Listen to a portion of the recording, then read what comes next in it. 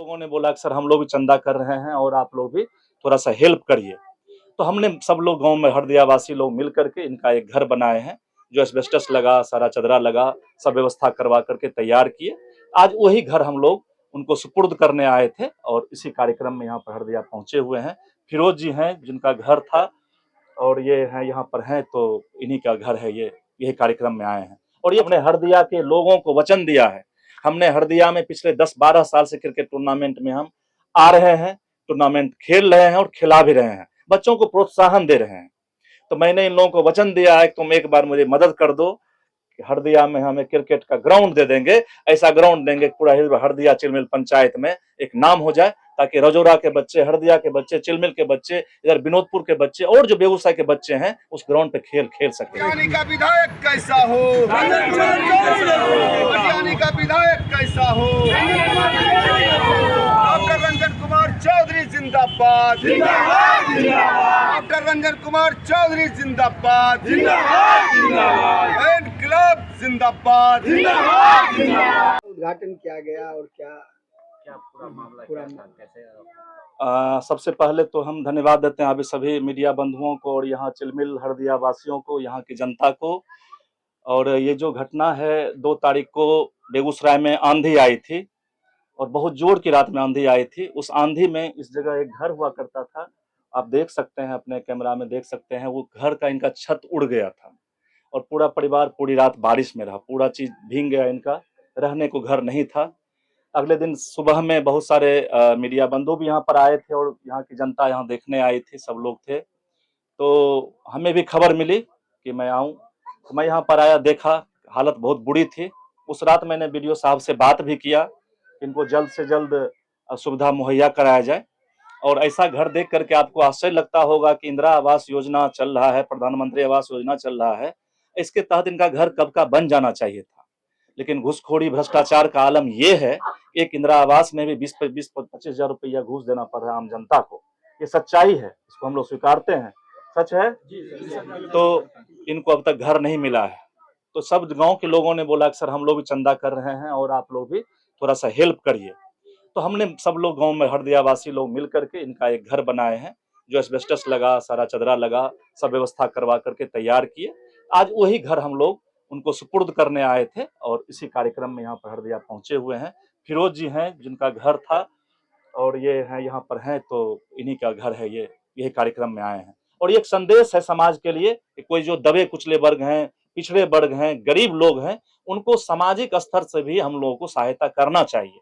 और सरकारी तौर पर और जो प्रशासन की तरफ से जो मदद मिले वो तो अलग पार्ट है, लेकिन हम लोग सामाजिक आदमी हैं, सामाजिक तौर पर भी हम लोग प्रयासरत रहते हैं। जहां जो दिक्कत होती है हम लोग प्रयासरत है, लेकिन एज ए आदमी, as a human being, as a doctor हम ऐसा नहीं कि सबका घर बना सकते हैं, लेकिन समाज को हम संदेश जरूर दे सकते हैं कि अगर समाज का हर जो व्यक्ति आगे बढ़ चुका है, अगर एक एक आदमी के घर में थोड़ा सा हेल्प कर देगा तो हमारा समाज पूरा आगे बढ़ेगा। डॉक्टर साहब, अब आने वाले विधानसभा चुनाव में भी आप मटिहानी का प्रतिनिधित्व करने वाले हैं, चुनाव लड़ने वाले हैं।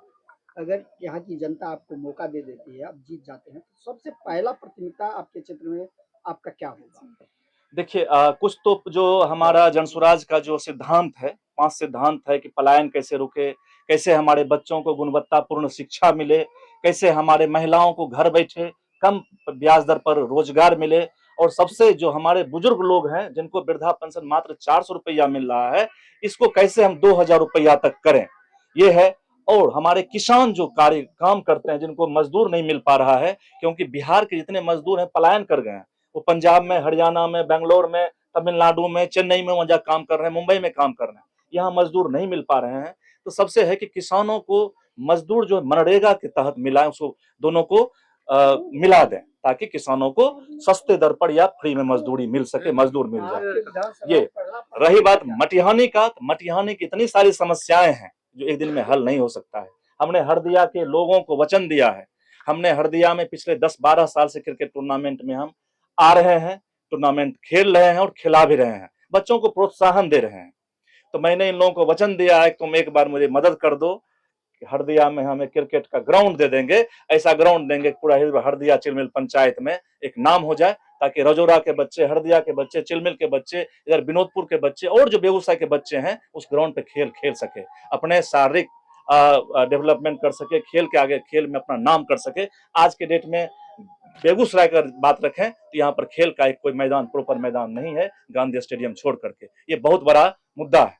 दूसरा मुद्दा, हमारे बाढ़ की जो समस्या है मटिहानी में, इसको हम कम करना चाहेंगे। इसको कि हर साल बाढ़ आता है और बाढ़ के समय हमारे नेता आते हैं, या तो पैदल आते हैं, या हेलीकॉप्टर से आते हैं, या नाव से आते हैं, चूड़ा गुड़ बांट करके चले जाते हैं, अस्थायी समाधान नहीं कर पाते हैं। अरे यहाँ तो आज से 150 साल पहले हम लोगों ने वह पनामा नहर बन गया था विश्व में, एक बाढ़ नहीं रोक सकते हैं। तो ये बहुत बड़ी समस्या नहीं है, इसे वैज्ञानिक समाधान के साथ बाढ़ की रोकथाम हो। सबसे बड़ी बात है कि 1 साल पहले हमारे जो पिछले बार एमपी इलेक्शन हुआ था, तो हमारे माननीय गडकरी महोदय आए थे हमारे मटिहानी के एरिया में और वचन दिया था कि आप हमें जिताएं और 1 महीना के अंदर सामो मटिहानी पुल बनना शुरू हो जाएगा। और 1 साल से ऊपर हो गया। वो दिन 8 मई का था, अभी जून आ गया, 8 जून हो गया, 1 साल 1 महीने से ऊपर हो गया और एक पुल क्या, एक पाया भी नहीं बन पाया, एक ईंट भी नहीं कर पाया। ये सारा मुद्दा जो है मटिहानी का ज्वलंत मुद्दा है। और मटिहानी क्षेत्र में आज भी मटिहानी में एक भी कोई डिग्री कॉलेज नहीं है।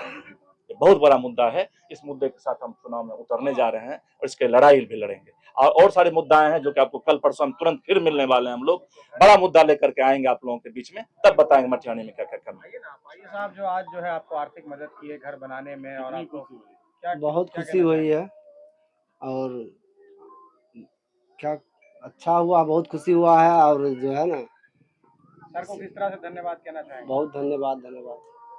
सर के इस कार्य को लेकर ना? हाँ।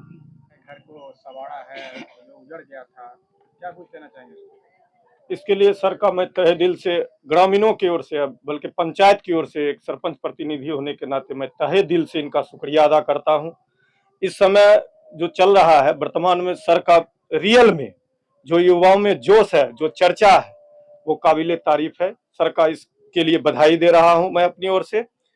और सबसे बड़ी बात यह है कि जन स्वराज पार्टी शिक्षा और पलायन पर जो चर्चा की है, ये आने वाले समय में बिहार के लिए बड़ी बात है।